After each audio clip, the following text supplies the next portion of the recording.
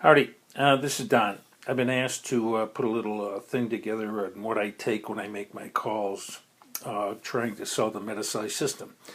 I bring a bag of RT water that I borrowed from a hospital. I will gladly repay them in the future. I also bring two containers, one container of plain old water and a container of coffee or Coke. I also bring the T-piece and the water feed set and the syringes. I prefer the 10cc. Then I also bring a device to crack open our HME and or their HME. A saw like this is preferred. It leaves very nice, soft, smooth edges so that you don't cut yourself. Just kidding. A vise also works where you can pop them open so that when you get to the account, all you do is you pull the top off of it, just like I'm doing over here. Bingo.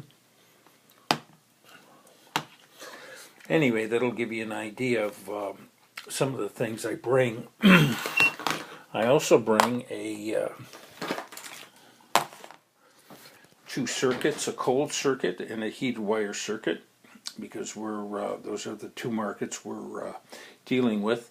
The other thing you'll notice is that on the LTV circuits we have those transducer cables, and the transducer lines at the patient end of the circuit. Those things get all clogged up when you're using active humidification. You know that, and I know that. We've had experiences with it. I also bring the T-piece, the booster.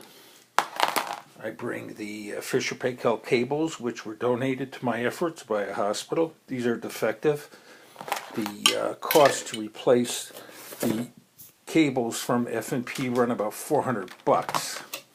And then somebody also donated to my efforts a full-fledged F&P heater.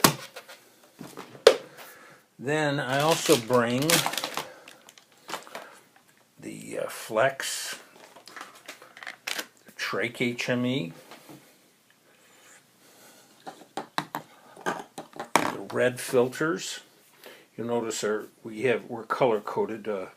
So the red is for filtration only. Blue is HME and HME. No, blue is HMEF, and green only is HME. And I also bring competitive HMEs with me, such as the AirLife, and then this one here, the blue one.